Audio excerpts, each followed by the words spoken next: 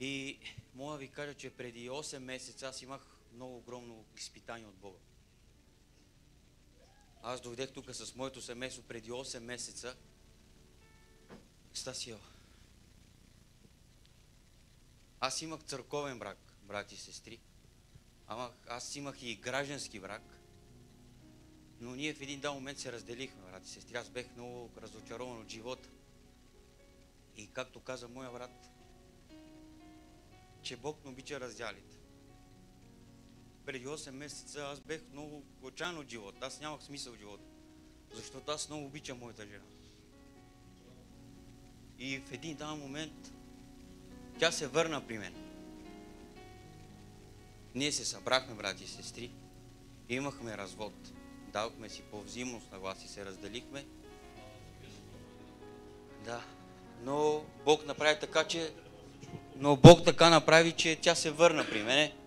И аз му благодаря. Ние имахме едни здравословни проблеми, брати и сестри, още нещо искам да кажа и за прослава за моя жив Бог.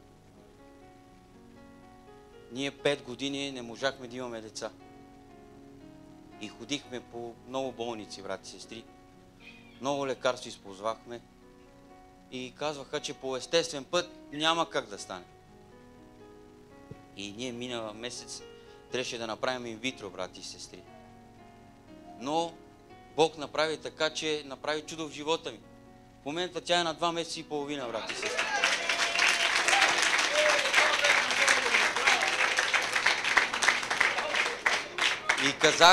И казах, че на моя жив Бог, и където и да хода, ще прослава. Благодаря на едно семейство, на моя брат, с неговата съпруга, на моя брат, че аз като бех с моите сестри тук, те се помолиха за мен. И тя се върна и чакам бебе. Благодаря на моя Бог.